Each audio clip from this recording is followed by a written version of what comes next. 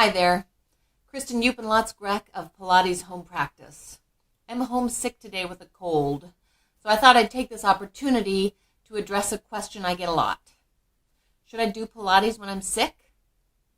Well, first of all, if you're sick, you should stay home and rest. Take care of yourself, especially if you're contagious. You don't want to come into the studio. But you can always do Pilates at home. And most people don't know that the Pilates apparatus was actually created by Joseph Pilates during and after World War I, when he was a German national in an English internee camp in the Isle of Man. He took the springs off the hospital beds to create resistance and assistance for those who were weakened or injured during the war, and that gave them strengthening exercises to rehabilitate in order to do the mat exercises, which many people think are the easiest, but are in fact, when you do them at the advanced level, the most difficult because it's just you and your body. So the springs actually add assistance. But one of his early pieces of apparatus was actually the bedicizer. It looked like a bed, like a cot, with springs coming off of the iron frame, or the headboard. So Pilates can be modified for any condition. Though Joseph Pilates said, I must be right, never an aspirin, never injured a day in my life. But I don't know if he ever had a cold. And one of the reasons that I have a cold is because I've been caring for my son who's had a cold for about a week. So I'm not very sick, but I'm staying home from the studio because I don't want to get anybody else sick. But yesterday I stayed in bed all day or, laid around a lot. And my body doesn't feel great. So doing a little bit of gentle Pilates, or sometimes what we call pre-Pilates, is really helpful. And also I wanted to record this video because I have a student who's going to undergo spinal fusion. So she's concerned about preparing for the surgery and also afterward, what can she do if she has very limited range of motion, if she's recovering from surgery. So first of all, always talk to your doctor.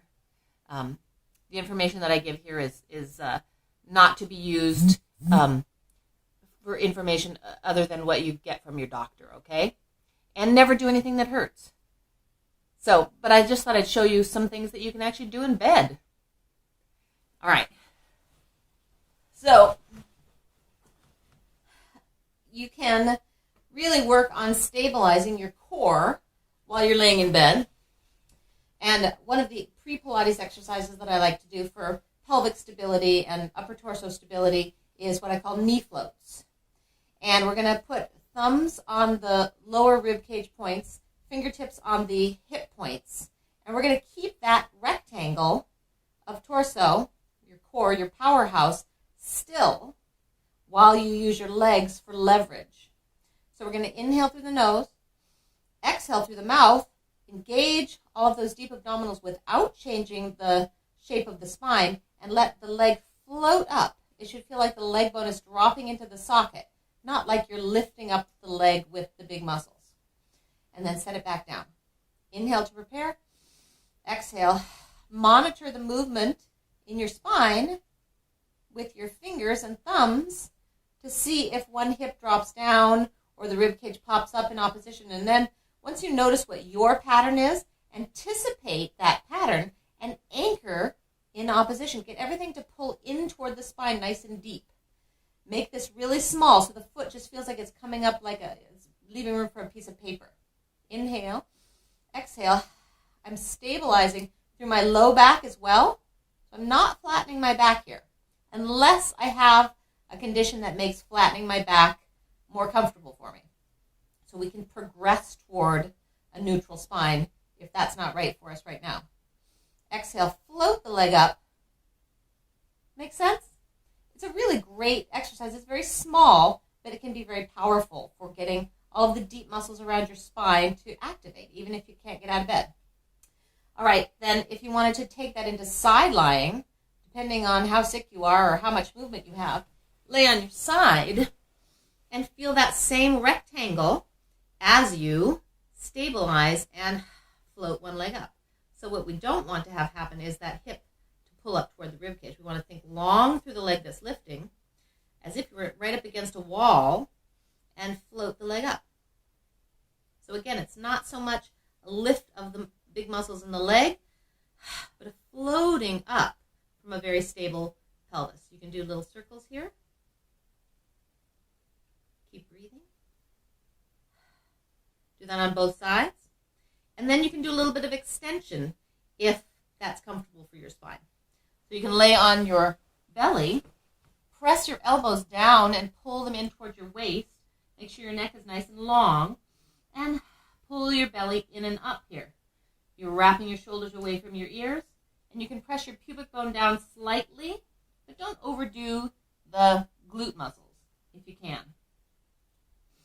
And that helps you elongate your spine in this position. Now, another exercise you can do is dying bug.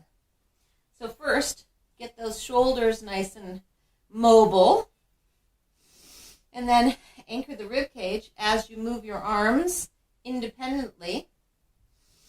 And then from here, we're going to do dying bug. So we're going to have the right hand up to the sky, left hand down to your side. You're going to inhale to prepare, and then exhale.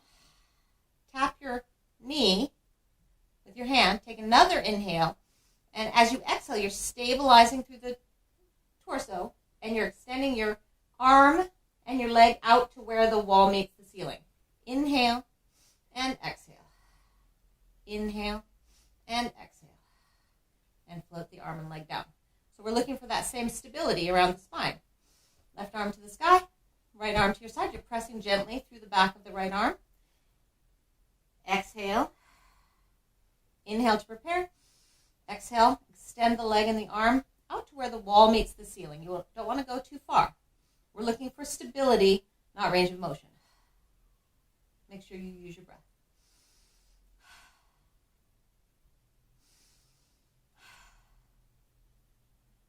And then float your leg and your arm down.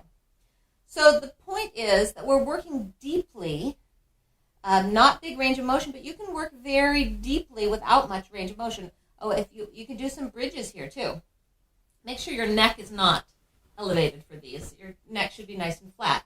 Exhale, pull your belly in and up, sink your rib cage, and lengthen out through your knees. Activate the booty, the glutes at the top. Press down through your arms. Inhale at the top, and then lay the spine down one vertebrae at a time, back to neutral. All right? So again, check in with your body. Only do what feels right for you. No pain. And of course, check in with your health provider to make sure that you're doing what's right for your body. Thanks for listening. You can go to pilateshomepractice.com for more information. If you have any questions or comments, I'd love to hear from you. So send me an email at Kristen, Kristen, at pilateshomepractice.com, and let me know what you think.